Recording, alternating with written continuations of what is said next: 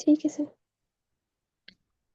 अस्सलाम वालेकुम स्टूडेंट्स, मेरा नाम नुमान खालिद है और आपको यूट्यूब के इस मुनफरद चैनल होम ऑफ अकाउंटेंसी पे खुश आमदीद कहते हैं। जैसा कि आप जानते हैं, ये प्लेलिस्ट चैप्टर नंबर 5 से मुतल्लिका है और इसमें हम लोग आज के दिन में डिस्कस करने जा रहे हैं क्वेश्चन नंबर 4। इससे पहले हमने क्वेश्चन 3 डिस्कस किए हैं। अगर आप इसी लेक्चर के ऊपर फर्स्ट टाइम आप हमारे साथ इंटरेक्ट हो रहे हैं तो मैं आपसे रिक्वेस्ट करूंगा कि आप इस चैप्टर का इंट्रोडक्टरी लेक्चर ज़रूर देखें। और उसके साथ साथ ये चैनल ना सिर्फ कास्ट अकाउंटिंग बल्कि आपके एडवांस टैक्सेशन और बाकी तमाम सब्जेक्ट से मुतल्लिका भी है। आप इस चैनल को इन पर्पज़ के लिए भी यूटिलाइज कर सकते हैं। अगर आपको ये मेरा चैनल अच्छा लगे तो आप मेरे लिए ज़रूर दुआ करें, मुझे आपकी दुआओं की ज़रूरत होगी। बच्चों, बात करते हैं क्वेश्चन नंबर 5-4 की। ये क्वेश्चन क्वेश्चन नंबर 3 की तरह अंडर अप्लाइड और ओवर अप्लाइड की प्रैक्टिस को लेके आए, लेकिन इस दौरान हम कुछ नई चीजें भी सीखेंगे।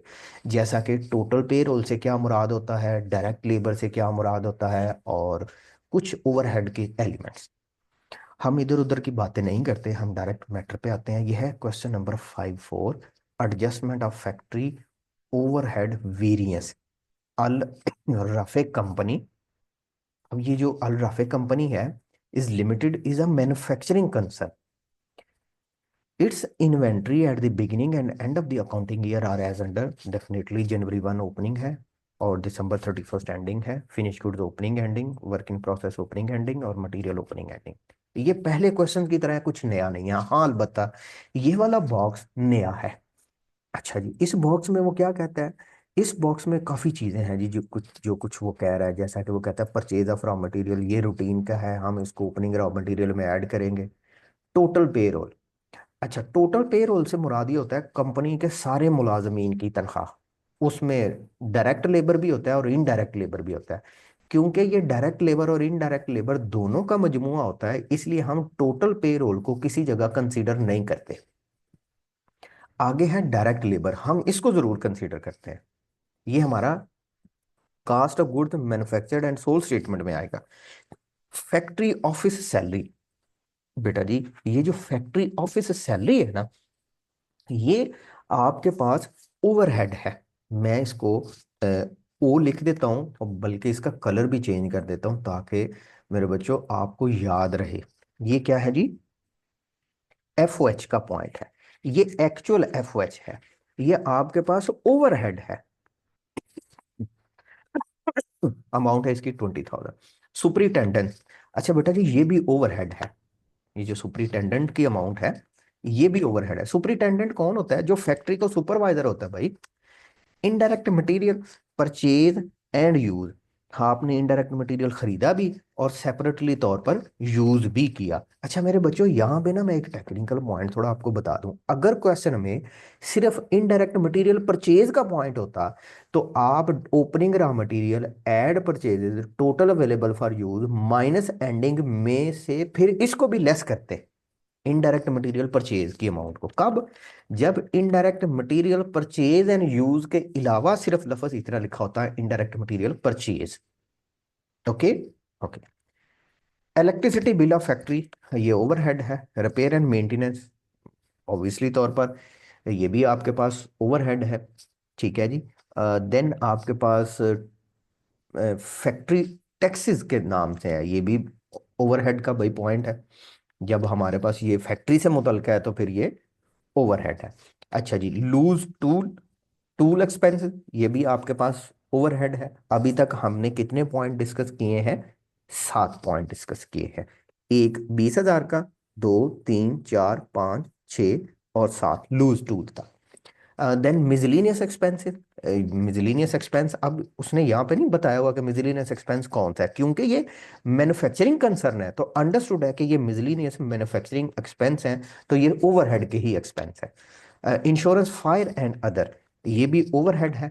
आग लगने की इंश्योरेंस इन्वेंट्री और प्लांट के लिए होती है, इसलिए ये ओवरहेड है। डेप्रिसिएशन ऑफ बिल्डिंग, अब ये हम कंसिडर करते हैं कि ये जो डेप्रिसिएशन ऑफ बिल्डिंग है ये फैक्ट्री बिल्डिंग बिल्डिंग है, क्योंकि ये मैन्युफैक्चरिंग कंसर्न है, इस वजह से हम इसको ओवरहेड में कंसीडर करेंगे। अच्छा जी बेटा जी, नेक्स्ट हमारे पास पॉइंट कौन सा है? Depreciation of equipment. इक्विपमेंट ये भी आपके पास ओवरहेड में आएगा। अच्छा जी बच्चों, यहाँ पे थोड़ा सा आपका पॉइंट समझने वाला है। वो कहता है इम्प्लॉयर्स प्रोविडेंट फंड कंट्रीब्यूशन। आपने इनकम टैक्स का टॉपिक भी किया होगा, प्रोविडेंट फंड के बारे में भी पढ़ा होगा, नहीं पढ़ा तो मैं थोड़ा सा बता देता हूँ। गवर्नमेंट या प्राइवेट सेक्टर या बिजनेस इंस्टीट्यूशन अपने मुलाजमीन की रिटायरमेंट से मुतल्लिका मुख्तलिफ फंड क्रिएट करता है। उनमें से एक प्रोविडेंट फंड है। इसमें क्या होता है कि हर महीने मुलाजम की तनख्वाह में से कुछ पैसे डिडक्ट किए जाते हैं और उनको किसी एक जगह पे इन्वेस्ट कर दिया जाता है। और जब वो रिटायर हो जाता है या छोड़ जाता है तो उसमें से क्या होता है कि पैसे वापस कर दिए जाते हैं, मुलाजम भी और मालिक भी जो उसमें कंट्रीब्यूट करता है। हमारे लिए इसको अभी समझना इतना है कि प्रोविडेंट फंड एक रिटायरमेंट रिलेटेड बेनिफिट है। अब आते हैं कि इसका हमारे न्यूमेरिकल में सर क्या ट्रीटमेंट होगा और कहाँ पे प्लेस होगा। ये ओवरहेड का हिस्सा है। अब नेक्स्ट क्वेश्चन ये है कि सर जी यहाँ पे कुछ परसेंटेज है, फैक्ट्री ओवरहेड 90%, 6% सेलिंग, 4% एडमन। हाँ, आपने क्या करना है, इस 28,000 का 90% लेना है जो फैक्ट्री ओवरहेड से मुतलका है, जो ओवरहेड का पॉइंट है। बाकी 10% आपने नहीं लेना सर जी, उसको क्या करना है, उसको इग्नोर कर देना है। सर जी अगर लिखना पड़ता तो कहाँ पे लिखते, उसको आप लिखते किस में, इनकम समरी में। जैसा कि आप इस टोटल पे रोल को भी आप नहीं ना लिख रहे, इसको अगर आप लिखते तो इनकम समरी में लिखते। अच्छा जी ठीक हो गया सर। नेक्स्ट पॉइंट है pre determined overhead rate at the rate of 60% of direct labour.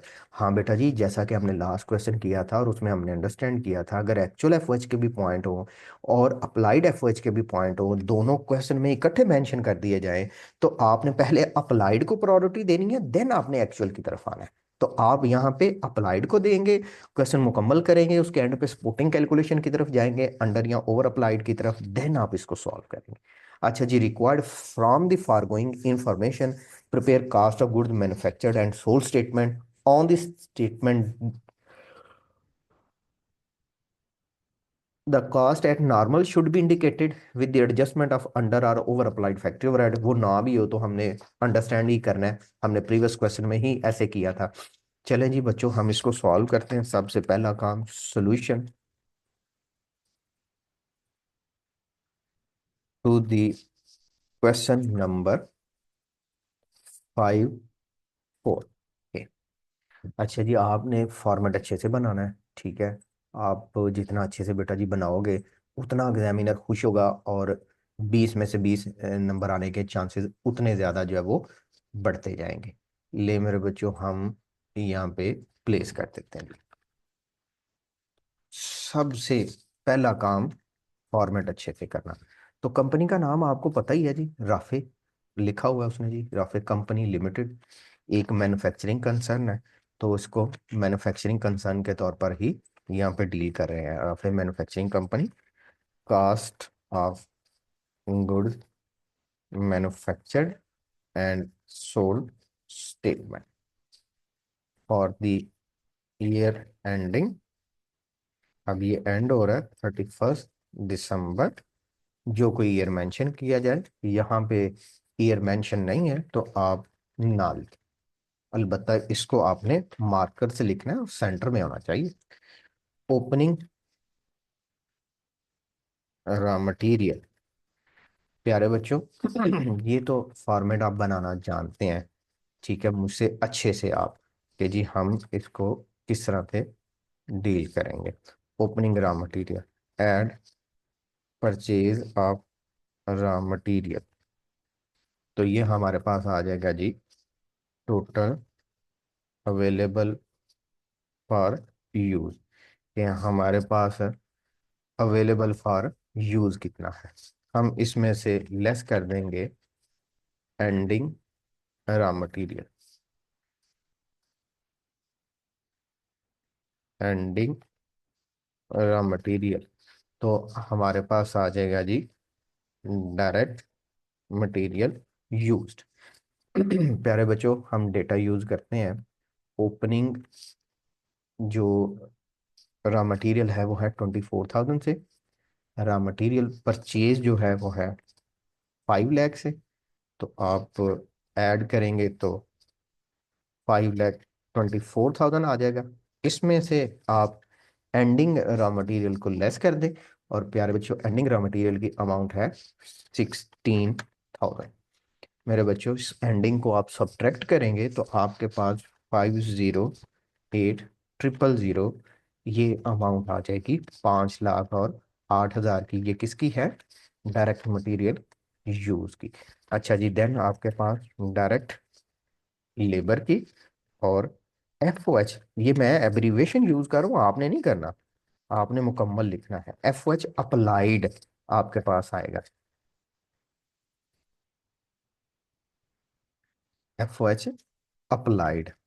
अच्छा यार, ये मुझे ज़रा स्पेलिंग का मसला होता है, ये आपने ज़रा मुझे कंप्रोमाइज़ करना है, मेरी गलती को इग्नोर करना है। अच्छा मेरे बच्चों, FOH अप्लाइड का रेट यहाँ पे मेंशन किया हुआ है कि ये किस रेट पे अप्लाइड किया गया है?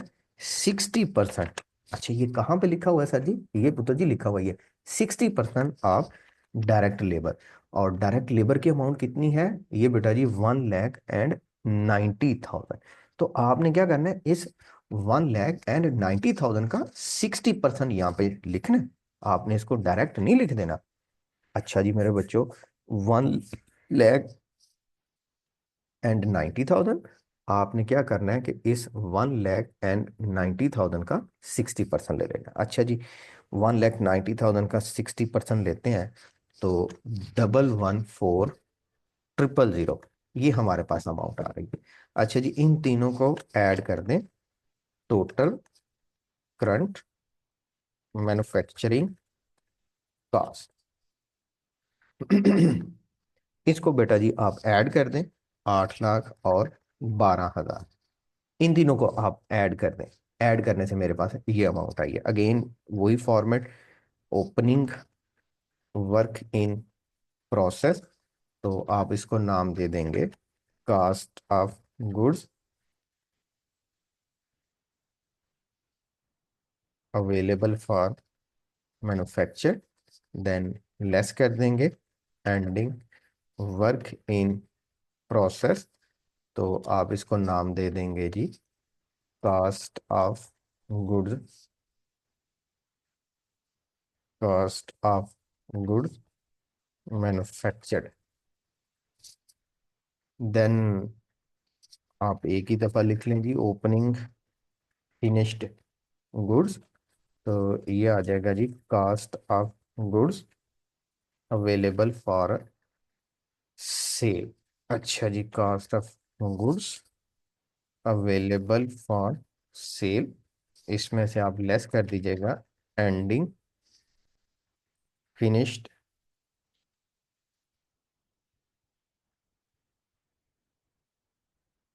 गुड्स, तो ये आपके पास आ जाएगा जी cost of goods sold but at normal. अच्छा मेरे बच्चों, क्योंकि क्वेश्चन में अप्लाइड एफएच है तो cost of goods sale at normal, cost of goods manufactured at normal, cost of goods available for manufacture at normal, ये सारे के सारे पॉइंट बेटा जी एट नॉर्मल ही आएंगे। अच्छा जी, अब बारी बारी डेटा ऐड कर लेते हैं। हमारे पास आप इसको नोट फरमा लीजिएगा जी। ओपनिंग जो वर्क इन प्रोसेस है वो है 50,000 से, और जो एंडिंग वर्क इन प्रोसेस है वो है 72,000 से। ये जी 50,000, आप इसको ऐड करेंगे तो ये 8,62,000, और देन आपके पास एंडिंग है 72,000, तो ये 7,90,000।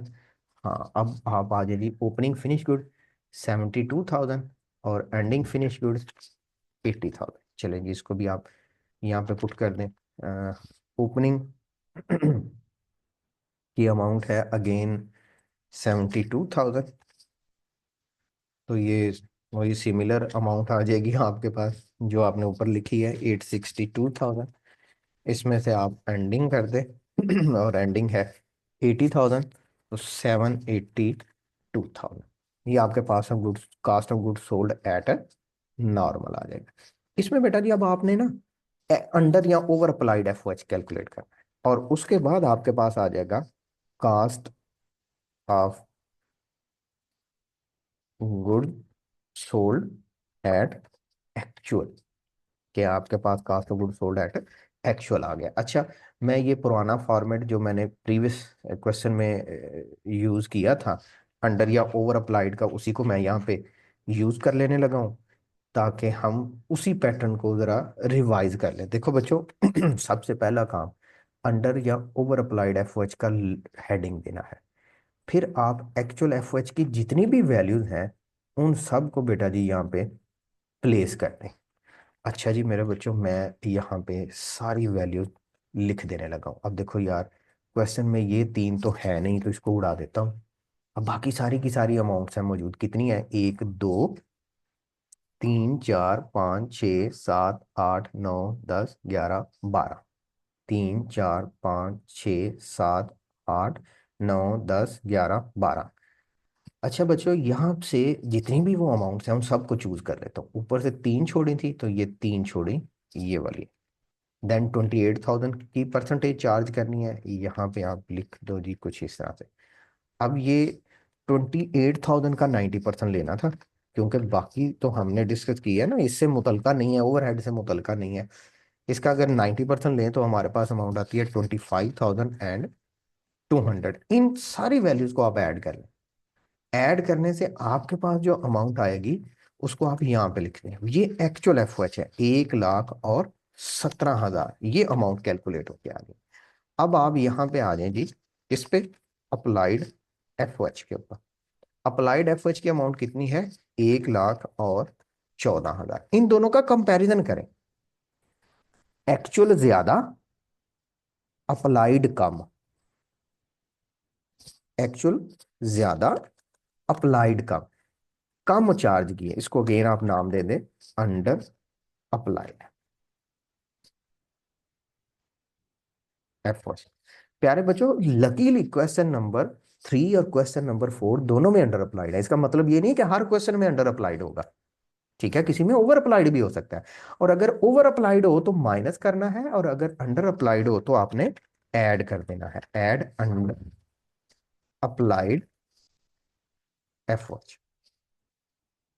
और वो कितनी अमाउंट है बेटा जी, जो यहाँ पे हमने कैलकुलेट किया वो है 3,000। आप ऐड कर दें तो 785,000, ये cost of good sold at actual आ जाएगा।